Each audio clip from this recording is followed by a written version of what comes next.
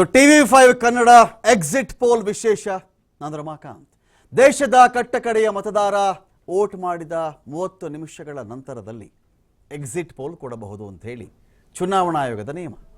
ಅದನ್ನು ಚಾಚೂ ತಪ್ಪದೆ TV5 ಕನ್ನಡ ಫಾಲೋ ಮಾಡ್ತಾ ಇದೆ. ದೇಶದ ಮತದಾರನ ಮನಸ್ಥಿತಿ ಹೇಗಿದೆ ಅಂತ ಅರಿಯುವ ಒಂದು ಪ್ರಯತ್ನ. ರಿಸಲ್ಟ್ಗಿಂತ ಮುಂಚೆ ರಿಸಲ್ಟ್ ಬರುತ್ತೆ, ಅಫ್ಕೋರ್ಸ್ ಗೊತ್ತಿರ್ತಕ್ಕಂಥ ವಿಚಾರ. ಬಿಡ್ರಿ, ಜೂನ್ 4ಕ್ಕೆ ಬರುತ್ತೆ, ಅದಕ್ಕಿಂತ ಮುಂಚೆ ಏನ್ರಿ ಇದು ಅನಿಸಬಹುದು. ಆದರೆ ಅನೇಕ ಬಾರಿ ಯಾವ ಎಕ್ಸಿಟ್ ಪೋಲ್ ಏನು ಅಂಶವನ್ನು ಪ್ರೆಡಿಕ್ಟ್ ಮಾಡಿತ್ತೋ ಅದೇ ನಿಜ ಆಗಿರುವ ಅನೇಕ ಉದಾಹರಣೆಗಳು ಇದೆ. ಸಾಕಷ್ಟು ಎಕ್ಸಿಟ್ ಪೋಲ್ಗಳೆಲ್ಲ ಬಂದು ಪೂರ್ತಿ ಉಲ್ಟಾ ಆಗಿರೋ ಉದಾಹರಣೆ ಕೂಡ ಇದೆ. 1-2 ಎಕ್ಸೆಪ್ಷನ್, ವಿನಾಯಿತಿ ಇಟ್ಕೊಂಡ್ರೆ ನಾವು. ಅದರ ಆಚೆಗೆ ನಾನಾಗಲೇ ಹೇಳ್ತಾ ಇದ್ದೆ, ಎಕ್ಸಿಟ್ ಪೋಲ್ ಹೇಗೆ ಅಂದರೆ, ಯುಗಾದಿ ಹಬ್ಬದಲ್ಲಿ ಹೋಳಿಗೆ ತಿನ್ನೋದು ನಿಜ, ಹೋಳಿಗೆ ಬೇಯಿಸ್ಕೊಡ್ತಾರಮ್ಮ ನಿಜ. ಹೋಳಿಗೆಗೆ ಹೂರ್ಣ ರುಬ್ತಾ ಇರ್ತಾರಲ್ಲ, ಆ ಹೂರ್ಣ ರುಬ್ಬಬೇಕಾದ್ರೆ ಮಕ್ಕಳು ಹೋಗಿ ಅಮ್ಮ ಹೂರ್ಣ ಕೊಡಮ್ಮ ಅಂತ ಕೇಳ್ತಾರೆ. ಹೋಳಿಗೆನೇ ತಿನ್ರೋ, ಇನ್ನು ಸ್ವಲ್ಪ ತಲ್ವೇನ್ರೋ ಅಂತ ಹೇಳಬಹುದು. ಅದಕ್ಕಿಂತ ಮುಂಚೆ ಒಂದು ಸಣ್ಣ ಕುತೂಹಲ, ಸಣ್ಣ ಒಂದು ಆತರ ಇರುತ್ತಲ್ಲ, ಆ ತರಹದ ಒಂದು ಚುನಾವಣಾ ವಿಶ್ಲೇಷಣೆನೇ ಈ ಎಕ್ಸಿಟ್ ಪೋಲ್. ಏನು ಕೆಲವೇ ಕ್ಷಣಗಳು ಶುರುವಾಗುತ್ತೆ. ಅನೇಕ ಸಂಸ್ಥೆಗಳು ದೇಶದ ಬೇರೆ ಬೇರೆ ಭಾಗದಿಂದ ನಮಗೆ ವರದಿಯನ್ನು ಕೊಡ್ತವೆ. ಆ ಎಲ್ಲ ವರದಿಯನ್ನು ಯಥಾವತ್ತಾಗಿ TV5 ಕನ್ನಡದ ಸ್ಕ್ರೀನ್ ಮೇಲೆ ವಿಶ್ಲೇಷಣೆ ಮತ್ತು ಪಕ್ಷದ ಪ್ರತಿನಿಧಿಗಳ ಜೊತೆಗೆ ಕೊಡ್ತಕ್ಕಂಥ ಒಂದು ಪ್ರಯತ್ನ ಇದು. 7 ಹಂತಗಳಲ್ಲಿ ಈ ಬಾರಿ ಚುನಾವಣೆ ನಡೀತು. ಅನೇಕರು ಹೇಳ್ತಾರೆ ಇದು Modi versus Rahul Gandhi, Modi versus Mallikarjun Kharge, Modi versus Akhilesh, Modi versus Mamata, ಈ ಥರ ಬೇಕಾದಷ್ಟು ವಿಶ್ಲೇಷಣೆ ಒಂದು ಕಡೆ ಇದೆ. ಇಲ್ಲ, ಆ ಥರ ಆಗಲ್ಲ. ಮೋದಿ ಮತ್ತು ಭಾರತದ ಜನಾನ, ಅಥವಾ ಮೋದಿ ವಿತ್ ಇಂಡಿಯಾನ, ಮೋದಿ ವಿತ್ ಭಾರತನ, ಅಥವಾ ಮೋದಿ ವರ್ಸಸ್ ಭಾರತದ ಜನಾನ ಅಂತ ಕೂಡ ಒಂದಿದೆ. ಯಾವಾಗಲೂ ಒಂದು ಎನ್ ಮಾಸ್ ರಿಸಲ್ಟ್ ಬಂದಿರತಕ್ಕಂಥದ್ದು ಈ ದೇಶದಲ್ಲಿ. ಯಾವುದೊಬ್ಬ ವ್ಯಕ್ತಿ ಪರ ಮತ್ತು ವ್ಯಕ್ತಿ ವಿರುದ್ಧ. ದೇಶದಲ್ಲಿ ಯಾವಾಗಲೇ ಪ್ರಚಂಡ ಬಹುಮತ ಅಂತ ಬರುತ್ತಲ್ಲ, ಒಂದಾ ವ್ಯಕ್ತಿ ಪರ ಬರುತ್ತೆ, ಇಲ್ವಾ ವ್ಯಕ್ತಿ ವಿರುದ್ಧವಾಗಿ ಬರುತ್ತದೆ. ದೇಶದ ಈ ನೆಲದ ಗುಣ ಅದು. ಯಾರೇ ಆಗಿರಲಿ, ಎಷ್ಟೇ ವರ್ಷ ಆಳಿರಲಿ, ಇವರು ಬೇಡ ಅಂತ ಅನಿಸಿದ್ರೆ ಅವ್ರ ಪಕ್ಷ ಇನ್ನೊಂದು ಮತ್ತೊಂದು ಯಾವುದೂ ಗಣನೆಗೆ ಬರಲ್ಲ. ಅವ್ರ ವಿರುದ್ಧ ಯಾರು ನಿಂತಿದ್ದ ಅಂತ ಕೂಡ ಗಣನೆಗೆ ಬರಲ್ಲ. ಅವ್ರ ವಿರುದ್ಧ ಒಂದು ಸಾರಥಿನೇ ಇರದೇ ಇದ್ದರೂ ಆ ಪಕ್ಷಕ್ಕೆ ಓಟ್ ಹಾಕ್ಬಿಟ್ಟಿರ್ತಾನೆ ಮತದಾರ. ನನಗೆ ಇವರಂತೂ ಬೇಡಪ್ಪ, ಇವರಲ್ಲಿ ಯಾರಾದರೂ ಒಬ್ಬರು ಆಗಲಿ ಅಂತ ಹೇಳಿ. ಆ ತರಹದ ಮೂಡಿದೆಯಾ? ಹಂತಗಳಲ್ಲಿ ಯಾವ ರೀತಿಯಲ್ಲಿ ಚುನಾವಣಾ campaign style it self change ಆಯಿತು ನಮ್ಮ ದೇಶದಲ್ಲಿ. ಎಲ್ಲಿಯ 400 ಪಾರ್, ಎಲ್ಲಿಯ ಹಿಂದೂ ಮುಸ್ಲಿಂ, ಎಲ್ಲಿಯ ಜಾಸ್ತಿ ಮಕ್ಕಳು ಹೇಳೋರಿಗೆ ತಾಳಿ ಕಿತ್ತು ಕೊಟ್ಬಿಡ್ತಾರೆ, ಎಲ್ಲಿ ನಾನೇ ದೇವರು, ನಾನು ಮೊದಲು ಮನುಷ್ಯ ಅಂತ ಅಂದ್ಕೊಂಡಿದ್ದೆ, ನನಗೆ ಮನುಷ್ಯನೇ ಅಲ್ಲ, ನಾನು ದೇವರಾಗ್ಬಿಟ್ಟಿದ್ದೀನಿ, ದೇವದೂತ ನಾನು, ಎಲ್ಲಿಯ ಧ್ಯಾನ. ಈ ರೀತಿ ನಿಮಗೆ ಬಂದಾಗ ಈ 7 ಹಂತಗಳು 7 ತರಹದ ಕಥೆಗಳನ್ನ ಹೇಳ್ತಾ ಇದೆ. ಆ 7 ತರಹದ ಕಥೆಗಳ ಸಾರವನ್ನು ಕೇಳುವಂತಹ ಒಂದು ಪ್ರಯತ್ನವೇ TV5ನ ಈ ಎಕ್ಸಿಟ್ ಪೋಲ್. ಈ ಒಂದು ಡಿಬೇಟಲ್ಲಿ ನಮ್ಮನ್ನು ಗಂಗಾಧರ ಕುಷ್ಟಗಿ ಅವರು ಜಾಯ್ನ್ ಆಗ್ತಾ ಇದ್ದಾರೆ, ರಾಜಕೀಯ ವಿಶ್ಲೇಷಕರು. ಸ್ವಾಗತ ಸರ್ ನಿಮಗೆ, ಗಂಗಾಧರ ಕುಷ್ಟಗಿ ಸರ್. ಇನ್ನು ಕಾಂತಿ ಶೆಟ್ಟಿ ಮೇಡಮ್ ಇದ್ದಾರೆ, BJPಯ ವಕ್ತಾರರಾಗಿ. ಸ್ವಾಗತ ಮೇಡಮ್ ನಿಮಗೂ ಕೂಡ ಈ ಒಂದು ಡಿಬೇಟ್ಗೆ. ಇಷ್ಟೆಲ್ಲ ನಮ್ಮನ್ನು ಅಶೋಕ್ ಮೃತ್ಯುಂಜಯ ಅವರು ಕೂಡ ಜಾಯ್ನ್ ಆಗ್ತಾರೆ, ಆಮ್ ಆದ್ಮಿ ಪಕ್ಷದ ವಕ್ತಾರರು. ಸ್ಟುಡಿಯೋಗೆ ಆಲ್ರೆಡಿ ಅವರು ಎಂಟ್ರಿ ಆಗಿದ್ದಾರೆ, ಮೈಕ್ ಹಾಕೊಳ್ಳೋದೊಂದು ಬಾಕಿ ಇದೆ, ಮಾತನಾಡ್ತೀನಿ ಅವ್ರನ್ನೂ ಕೂಡ. ನನ್ನ ಫಸ್ಟ್ ಕ್ವಶನ್ ಕಾಂತಿ ಶೆಟ್ಟಿ ಮೇಡಮ್ ಅವ್ರಿಗಿರುತ್ತೆ, BJPಯ ವಕ್ತಾರರಿಗೆ. ಕಾಂತಿ ಶೆಟ್ಟಿ ಮೇಡಮ್, ನೀವು ಗಮನಿಸಿದಂತೆ, ನಾನು ಇದನ್ನು ಹಬ್ಬ ಅಂತಲೇ ಕರಿತೀನಿ, ಚುನಾವಣೆ ಮಾಧ್ಯಮಕ್ಕಾಗಲಿ, ಸಹಜ ಕುತೂಹಲಿಗಳಿಗಾಗಲಿ, ರಾಜಕೀಯದ ಬಗ್ಗೆ ಆಸಕ್ತಿ ಇರ್ತಕ್ಕಂಥವ್ರಿಗಾಗಲಿ ಒಂದೊಂದು ಖುಷಿ, ಒಂದು ಹಬ್ಬ ಮೇಡಮ್. ರಿಸಲ್ಟ್ಸ್ ಏನಾದರೂ ಆಗಿರಲಿ, ರಿಸಲ್ಟ್ಸ್ ಬೇರೆ. ನೀವು ಗಮನಿಸಿದಂತೆ ಈ ಒಂದು ಎಕ್ಸಿಟ್ ಪೋಲ್ನ ಏನು ಹೇಳ್ತೀರಿ 7 ಹಂತಗಳ ಚುನಾವಣೆ ಬಗ್ಗೆ? ಅಫ್ಕೋರ್ಸ್ ನೀವು ಒಂದು ಪಕ್ಷದವರಾಗಿ ನಾವು ಗೆಲ್ತೀವಿ ಸೋಲ್ತೀವಿ ಏನು ಬೇಕಾದ್ರೂ ಹೇಳ್ಕೊಳ್ಬಹುದು. ನೀವು ಒಂದು ಹಬ್ಬವಾಗಿ ಹೇಗೆ ಟ್ರೀಟ್ ಮಾಡಿದ್ರಿ ನೀವು ಈ ಒಂದು ಚುನಾವಣೆನ ಅಂತ? ಒಂದಂತೂ ನಿಜ, ಇಲ್ಲಿ ಎಲ್ಲ ಒಂದು ಚಾನೆಲ್ಗಳಲ್ಲೂ ಡಿಬೇಟ್ ನಡೀತಾ ಇರುವಲ್ಲೂ ಕೂಡ ಏನು ವಿಷಯ ಚರ್ಚೆ ಆಗುತ್ತೆ ಇವತ್ತಂದ್ರೆ, ಯಾರು ಆಗ್ತಾರೆ ಅಂತ ಚರ್ಚೆ ಆಗಲ್ಲ, ಎಷ್ಟು ಗ್ಯಾಪ್ ಅಲ್ಲಿ ಬರ್ತಾರೆ ಅನ್ನೋದು. ಯಾರಿಗೂ NDA ಮೈತ್ರಿಕೂಟ ಅಧಿಕಾರಕ್ಕೆ ಬರಲ್ಲ ಅನ್ನೋ ಬಗ್ಗೆ ಯಾರಿಗೂ ಡೌಟೇ ಇಲ್ಲ, ನಿಸ್ಸಂಶಯವಾಗಿ ಹೇಳ್ತಾ ಇದ್ದೀನಿ. ಪ್ರತಿಯೊಬ್ಬರಿಗೂ ಬರುತ್ತೆ ಅನ್ನೋದೇ NDA ಮೈತ್ರಿಕೂಟ ಅಂತ ಎಲ್ರಿಗೂ ಗೊತ್ತಿದೆ. ಆದ್ರೆ ಆ ಗ್ಯಾಪ್ ಎಷ್ಟಿದೆ, 400 ಪಾರ್ ಇದೆಯಾ, ಅದಕ್ಕಿಂತ ಮೇಲೆ ಇದೆಯಾ, ಅದರ ಬಗ್ಗೆ ಚರ್ಚೆ ಆಗುತ್ತೆ ಹೊರತು ಬೇರೆ ಅದಕ್ಕೆ ಯಾವುದೇ ಕಾರಣಕ್ಕೂ ಐತಿಹಾಸಿಕವಾದಂತಹ ತೀರ್ಪು ಬರುತ್ತೆ. ಯಾಕಂತ ಹೇಳಿದ್ರೆ 10 ವರ್ಷ ಆಳಿದಂತಹ ನಮ್ಮ ನರೇಂದ್ರ ಮೋದಿ ಅವರು ಇನ್ನೊಂದು ಟರ್ಮ್ ಕೂಡ ಈಗಲೇ ಅವರು ಪ್ರಮಾಣ ವಚನ ಸ್ವೀಕಾರ ಮಾಡೋದು ನಮ್ಮ ಕಣ್ಣಲ್ಲೇ ಕಾಣ್ತಾ ಇದೆ ಅಂದ್ರೆ ಹೇಳಿದ್ರೆ ತಪ್ಪಾಗ್ಲಾರದು. ಇದರಲ್ಲಿ ಯಾವುದೇ ಸಂದೇಹ ಬೇಡ. ಅಶೋಕ್ ಮೃತ್ಯುಂಜಯ ಜಾಯ್ನ್ ಆಗಿದ್ದಾರೆ, ಆಮ್ ಆದ್ಮಿ ಪಕ್ಷದ ವಕ್ತಾರರು. ಸ್ವಾಗತ ಅಶೋಕ್.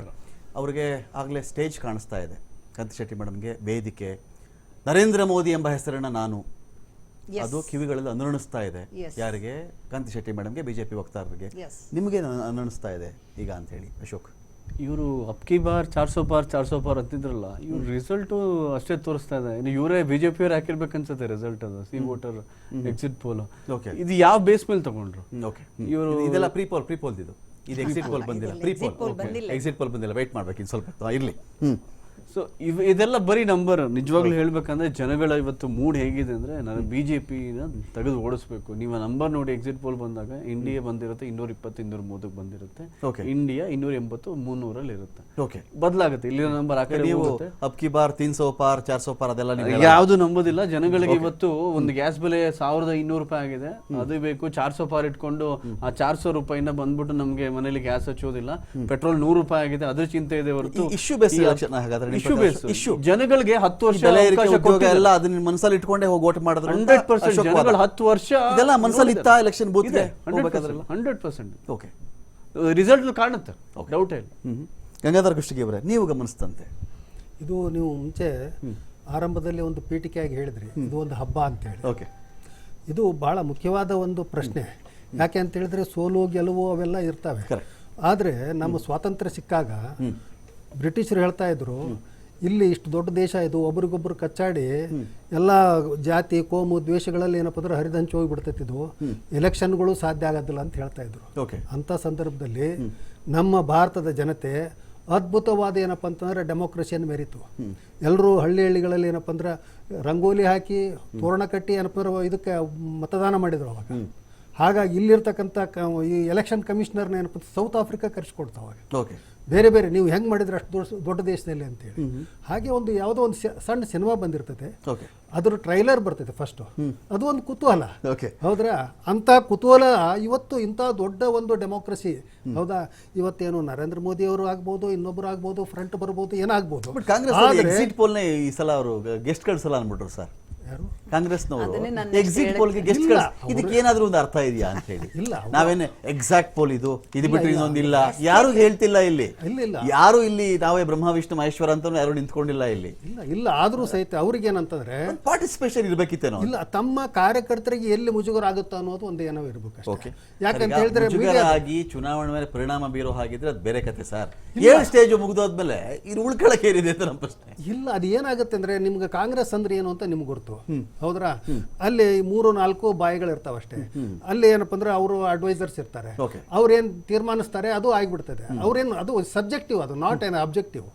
ಹಾಗಾಗಿ ಅಲ್ಲಿನೂ ಸಹಿತ ಏನಪ್ಪ ಅಂತಂದ್ರೆ ಅವರು ಹೊಸದಾಗಿ ಏನಪ್ಪ ಅಂದ್ರೆ ಬಿಟ್ರು. ಈಗ ಓಕೆ, ಒಂದು ಎಂತ ಒಂದು ಇವತ್ತು ವಿಪರ್ಯಾಸ ಇದೆ ಅಂತ ಹೇಳಿದ್ರೆ, ಇಂಡಿಯಾ ಅದು ಫ್ರಂಟ್ದು ಮೀಟಿಂಗ್ ಕರೆದಾಗ ಹಲವಾರು ಕೇಜ್ರಿವಾಲ್ ಇರ್ಬೋದು, ಮತ್ತೊಬ್ರು ಇರ್ಬೋದು, ಇವರೆಲ್ಲ ಖರ್ಗೆ ಅವರು ಏನಪ್ಪ ಅಂದ್ರೆ ಲೀಡರ್ಶಿಪ್ ತಗೊಳ್ಳಿ ಅಂತೇಳಿ ಹೇಳಿದರು. ಓಕೆ, ಅವತ್ತು ಕಾಂಗ್ರೆಸ್ಸು ಮೌನ ವಹಿಸ್ತು. ಓಕೆ, ಇವತ್ತು ಅದೇ ಖರ್ಗೆ ಅವರು ರಾಹುಲ್ ಗಾಂಧಿ ಭಾವಿ ಪ್ರಧಾನಿ ಅಂತ ಹೇಳ್ತಾ ಇದ್ದಾರೆ. ಓಕೆ, ಒಬ್ಬ ದಲಿತ ಸಮುದಾಯದಿಂದ ಬಂದಿರತಕ್ಕಂಥ ಒಬ್ಬ ನಾಯಕನನ್ನ ಕಾಂಗ್ರೆಸ್ ಯಾವ ರೀತಿ ನಡೆಸ್ಕೊಳ್ತಾ ಇದೆಯಲ್ಲ, ಓಕೆ, ಅವ್ರ ಬಾಯಿಂದನೇ ಹೇಳಿಸ್ತಾ ಇದೆ. ಇದು ಎಂಥ ವಿಪರ್ಯಾಸ ರಾಜಕೀಯದಲ್ಲಿ. ಓಕೆ, ಮತ್ತೆ ಕಾಂಗ್ರೆಸ್ಸಿನ ಒಂದು ಧೋರಣೆ ಹೇಗಿದೆ ಅಂತಕ್ಕಂಥದ್ದು ನನಗೆ ಒಂದು ಬಹಳ ಆಶ್ಚರ್ಯ ಅನಿಸ್ತು ಖರ್ಗೆ ಅವ್ರ ಸ್ಟೇಟ್ಮೆಂಟ್ ನೋಡಿದ ಮೇಲೆ. ಓಕೆ, ಕಾಂತಿ ಶೆಟ್ಟಿ ಮೇಡಮ್, ಅಂದ್ರೆ ಒಂದು ಪಾಯಿಂಟ್, ಬೈಕಾಟ್ ಕ್ಯಾನ್ಸಲ್ ಆಗಿದೆ. ಇವಾಗ ಕಾಂಗ್ರೆಸ್ ಅವರು ರೀಚ್ ಆಗಿ ಇನ್ನು 2 ಅವರ್ ಮುಂಚೆ ಇಂಡಿಯಾ ಅಲೈನ್ಸ್ ಮೀಟಿಂಗ್ ಆಗಿ ಡಿಸೈಡ್ ಆಗಿದೆ ಯಾವ ಎಕ್ಸಿಟ್ ಪೋಲ್ ಬೈಕಾಟ್ ಮಾಡೋದಿಲ್ಲ, ಬರ್ತಾರೆ ಅಂತ. ಓಕೆ, ಆನ್ಲೈನ್ ತಗೊಳ್ಳೋದಾದ್ರೆ ತಗೋಬಹುದು. ಓಕೆ, ಲೈನ್ ಅಪ್ ಎಲ್ಲ ಮಾಡಿದ್ವಿ ಕಡೆ ಕ್ಯಾನ್ಸಲ್ ಈಗ ಮಾಡಿ. ಏನಾಗಿದೆ ಬೇರೆ ಅಂದ್ರೆ- ಬೇರೆ ಪ್ಯಾನಲಿಸ್ಟ್ಗಳು ಬರ್ತಿದ್ದಾರೆ. ಕಾಂಗ್ರೆಸ್ ಗೆಸ್ಟ್ಗಳು, ಕಾಂಗ್ರೆಸ್ ಅದಕ್ಕೆ ಒಂದು ಪಾಯಿಂಟ್ ಏನಂತ ಹೇಳ್ತೀನಿ ಅಂದ್ರೆ, ನಿನ್ನೆನೆ ನಾನು ನೋಡಿದೆ ಅವರು ಅಲ್ಲ, ಇದರಲ್ಲಿ ನಾನು ಏನು ಗೊತ್ತಾ ಮೇಡಮ್, ಏನಕ್ಕಂತ ಹೇಳಿದ್ರೆ ಮೇಡಮ್, ಅವರು ಮೇಡಮ್, ಎಕ್ಸಿಟ್ ಪೋಲ್ ಏನ್ ಡಿಬೇಟ್ ಗೆ ಹೇಳಿಕೊಡ್ತಾ ಬರಕ್ಕೆ ಇದ್ರೆ- ರೆಡಿ ಇಲ್ಲ ಅಂದ್ರೆ ಈಗಲೇ ಅವ್ರ ಎಸ್ಕೇಪಿಸಮ್ ಹೇಗೆ? ಓಕೆ, ಎಸ್ಕೇಪಿಸಮ್ ಅಲ್ಲ, ಅದು ಇದು majority of the exit poll is manufactured. ಅದನ್ನ ಎಕ್ಸ್ಪೋಸ್ ಮಾಡಲೇಬೇಕು ಅಂತ ಇಂಡಿಯಾ ಅಲೈನ್ಸ್ ಮೀಟಿಂಗ್ ಡಿಸೈಡ್ ಆಗಿದೆ. ಏನಾಗಿದೆ ಅಂದ್ರೆ ಈ ಎಷ್ಟೋ ಎಕ್ಸಿಟ್ ಪೋಲ್ ಎಕ್ಸ್ಪೋಸ್ ಮಾಡೇ ಮಾಡ್ತೀವಿ. ಬೆಸ್ಟ್ ಪಾಯಿಂಟ್ ಏನು ಈಗ ಗೊತ್ತಾ? ಏನಾಗುತ್ತೆ